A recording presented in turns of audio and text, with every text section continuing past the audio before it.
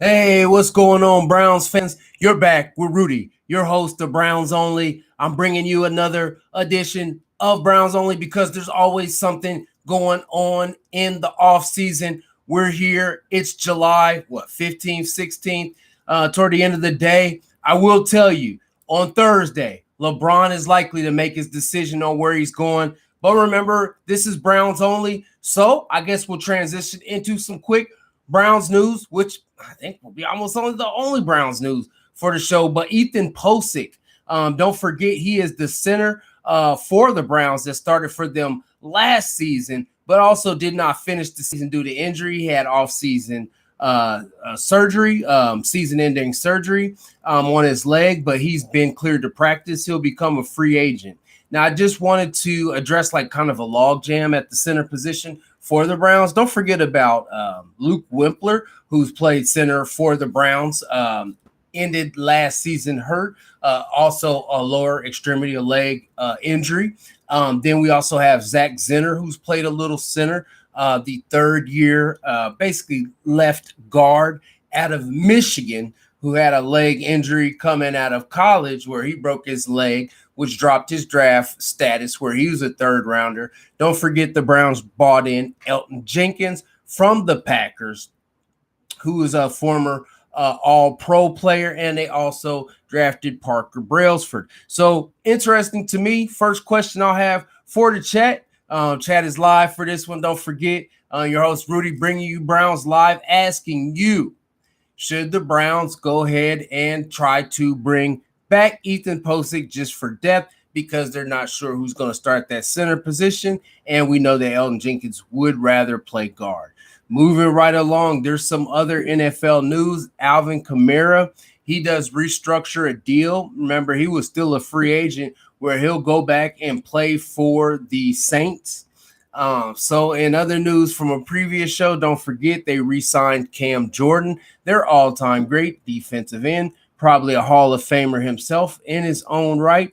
Other basically move in terms of news around the league. George Pickens, the wide receiver going into his second year for the Dallas Cowboys, had a fantastic year for Dallas last year. He did go ahead and sign his franchise tag, which is, 1 year tender, basically giving him $27 million to play for the Cowboys again this year. You may remember earlier in the offseason, Cowboys seeing if they maybe could work a trade because Pickens was hesitant to sign that long-term tender, but that never happened. I did mention in earlier shows, especially on some of the lives, that Geno Smith was in a little bit of hot water based off of accusations of an accuser of assault, a female accuser. But Geno Smith is no longer being basically investigated by police to potentially be charged in connection to anything from the allegation. So that's good for Geno, and that's maybe good for the Jets, but we'll see as the season progresses. And Geno actually didn't play terrible for the Raiders last year, even though that team was not good. Moving right along, it's kind of silly season. So one of the things that we touched on in the previous show was the allegations against Stephon Diggs. Right now, you want to know more, go to TMZ. I did find out more about it, but I don't want to share it on the show. But I will say that he came out and he's still just making. He just came out. He made a statement saying that he was better than any second receiver in the league. Other than Ethan Posick getting signed for my Browns diehard fans, I also want to ask you guys, no longer do we want to sign Stephon Diggs. No, no, no. My question is, do you think that Stephon Diggs is better than, I'm going to name a couple second wide receivers, T. Higgins? Is Stephon Diggs better than T. Higgins? The chat laughs at me. It said, Rudy, come on, T. Higgins is a very good red zone threat. So on this show, too, we are going to talk about the moves that, for example, the Bengals, the Ravens, and the Steelers made in free agency and who they lost. Because in a previous show, we did talk about the Browns offseason moves actually in multiple previous shows. So we wanted to touch on some of the other moves made by the other division teams in terms of who they picked up and who they lost this offseason, right? But is Stephon Diggs better than T. Higgins, or is he better than Jameson Williams? Of course, Jameson Williams behind Amon-Ra St. Brown in Detroit. Is he better than either one or both of those wide receivers? So to just, I don't know, appease Stephon Diggs there because he is still teamless, right? He got, you could say dropped off, but not re-signed by the Patriots. Or was he? I can't remember. One of the two might have been a short-term deal, but in any event, he's looking for a team, so he's making crazy statements where number two receivers all around the league are like, "Nah, not me, not me, not me, bro. Couldn't be me." They hit him with the outcast. All right, hooty hoo. All right, so then moving right along, I would say, remember before I was advocating for Stephon Diggs, not so much anymore. Too many allegations, a little too much shenanigans. You want a veteran wide receiver. You probably want a guy to mentor the young guys like Concepcion, Boston, right? Judy's a bit of a veteran, but you do still have a couple young wide receivers in that room. Isaiah Bond, not to forget him as well. But here's a couple other wide receivers that, don't forget, are still available that the Browns could sign. They could sign Keenan Allen, who had a great wide receiver, great career for the Chargers, right? And the last few years played with the Bears. Did also have a good year last year. I think he had about 70 receptions. We got Deebo Samuels. You know, he had a long basically career where he was almost like a running back, basically a touch guy, right, with the 49ers. And he played the way his name implies. He played very physical. Again, a lot of slots at the run, or a lot of snaps at the running back position. And then another wide receiver that the Browns could potentially sign that is a veteran is Curtis Samuel. Spent some time in Buffalo and also for Washington in his career. Was out of Ohio State in college. Now, another position that we've talked about, the Browns could use a DPR, designated pass rusher. There are some guys I would say that are still available. You know, Joey Bosa, for example, is a guy we talked about on previous shows, but then also Hassan Reddick, you know, who was a former Philadelphia Eagle, and then also Von Miller, who played for the Bills most recently, but then also, you know, did most of his work for the Broncos in his career, where I would say Von Miller is at the very least a borderline Hall of Famer. The ESPYs are going on tonight, so I would say shout out to Myles Garrett, who may, you know, win NFL Player of the Year. Don't forget the other little inside information I had is that you may see LeBron signing Thursday, you know, with a team. So that will be some NBA news that'll break news and kind of break the internet. Likely tomorrow, but we'll see. He's got a couple shows he's going live on. Again, wanted to kind of work that into the show. Some people recommended, you know, with what's going on, go Cleveland, right? You know, work that into the show. But let me finish up this last little bit of not really NFL news, but again, previous show talked about Terrion Arnold, the issues that he's facing in the offseason, where he's facing the I was about to say, the robbery, the kidnapping charges, but I touched on last show, you know, he wasn't actually at the scene of the crime, so to speak, or literally. But if, you know, we didn't want to sign a guy like Terrion Arnold, but we decided, you know, that we weren't covered at the cornerback position in terms of the Browns, because don't forget, of course, we have Denzel Ward, we have Tyson Campbell, two very good outside corners. But then you want to look at, for example, Miles Harden. Is he, I want to say, dependable enough at that nickel spot, right? But that's why you brought in Miles Bryant. That's why you brought in E-Man, Emmanuel McWarren, drafted him in the second round. And you also brought in Daniel Thomas. But another guy I would like if the Browns brought in camp is cornerback Kenny Moore, the former Indianapolis Colt. He's sitting out there on the streets available, and the Browns could sign him to a minimal contract. Now, I did mention that we're going to run through some of the moves that the other teams in the division, the AFC North, did make in the offseason. We'll start with the in-state rival, Cincinnati Bengals. We know that they lost Trey Hendrickson, but, you know, he didn't really play for them last season anyway. I mean, he had a great season in 24, right? But last season, due to, at first it was the contract issues, he did re-sign with them, you know, for a large, 1-year contract. I think it was over 30 million at the time. But at the same time, he didn't play many games for them due to injury and kind of sitting out at the same time. And actually, now he did go in the division to the Ravens, but he's no longer a Bengal in any event, right? The defensive end, Trey Hendrickson, the former Saint as well as former Bengal. But the big move that the Bengals made was trading the number 10 overall pick and acquiring defensive tackle Sexy Dexter Williams, who actually Dexter Lawrence, who had a big or actually didn't. I'm sorry, he did not have a very good year last year with the Giants. But when he is at the top of his game, he is one of the better, if not possibly the best defensive tackle in the league at this point. Now we talk about defensive tackles in the league.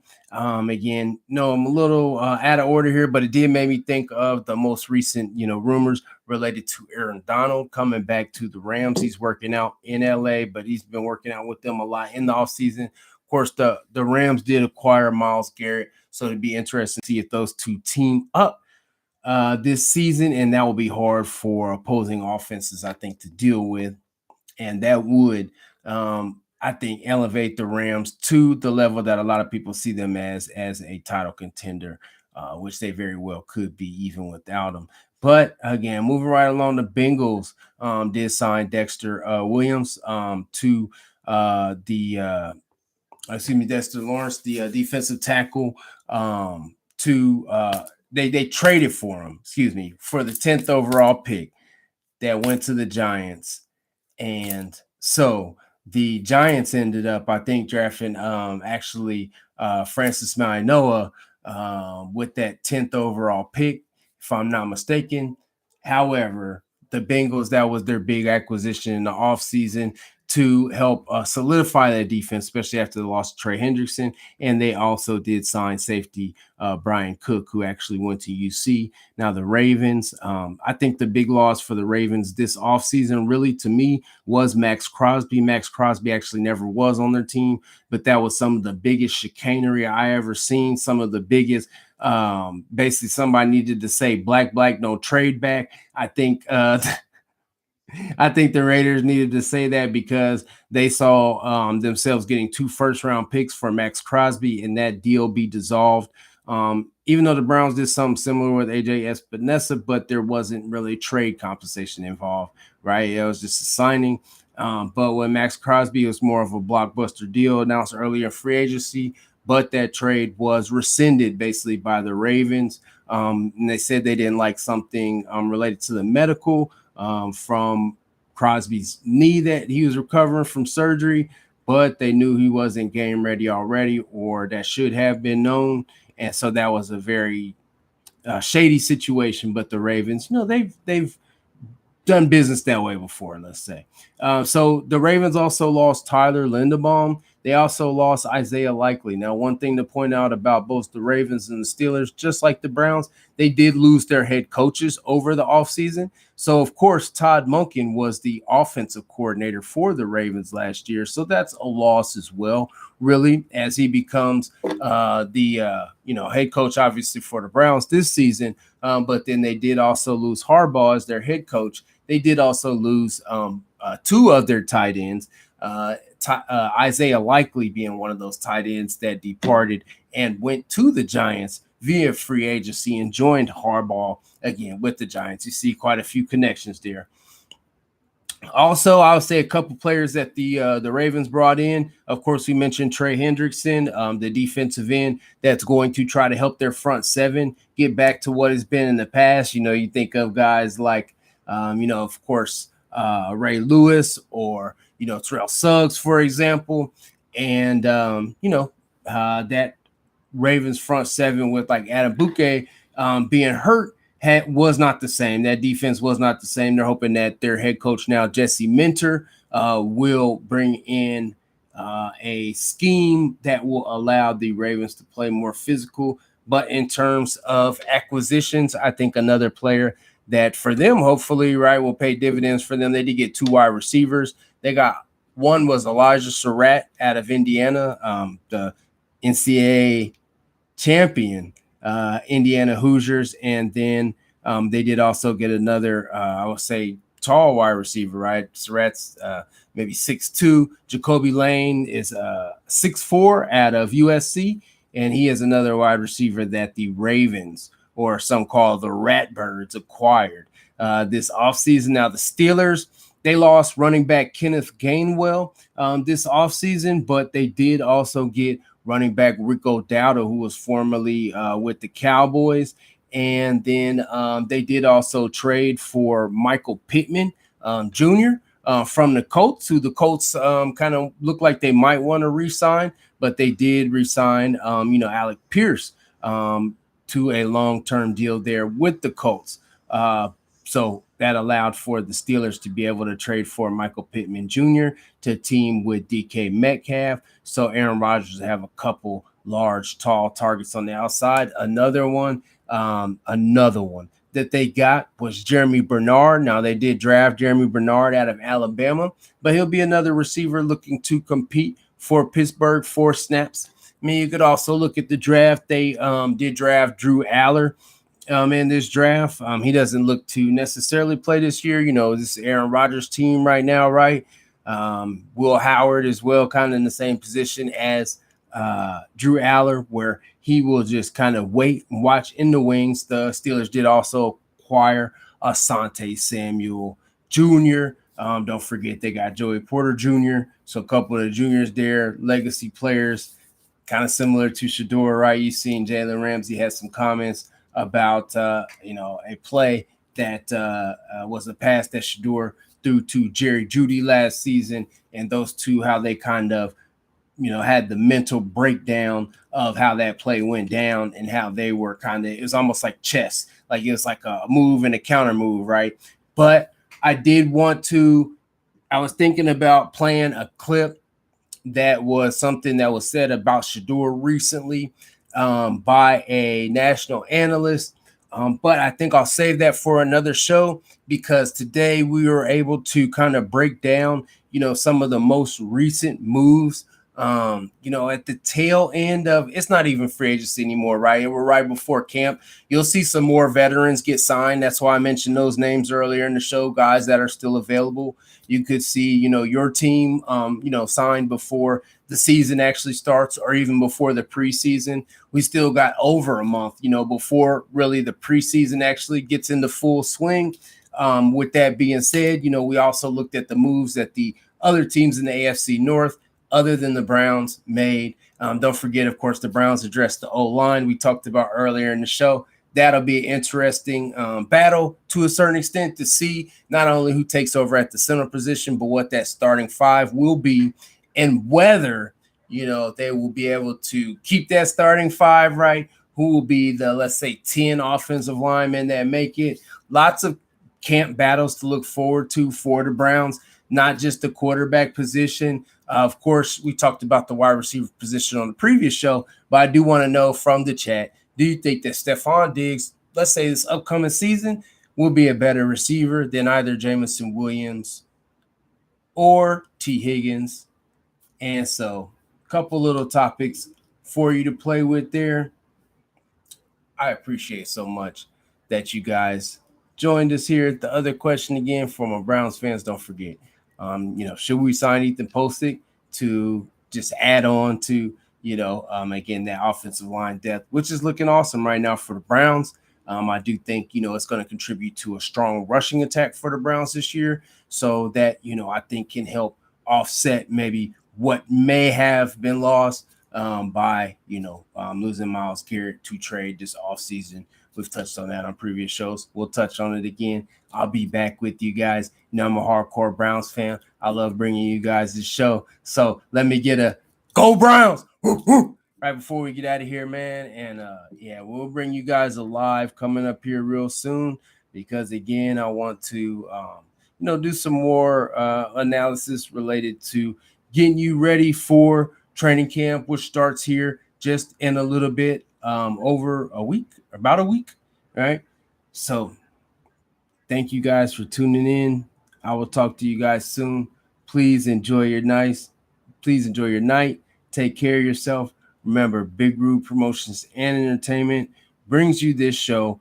Please smash the like button, like and subscribe. Dollar Master Yoda 1980 if you want to contribute to the show. I'll see you guys soon. Peace out.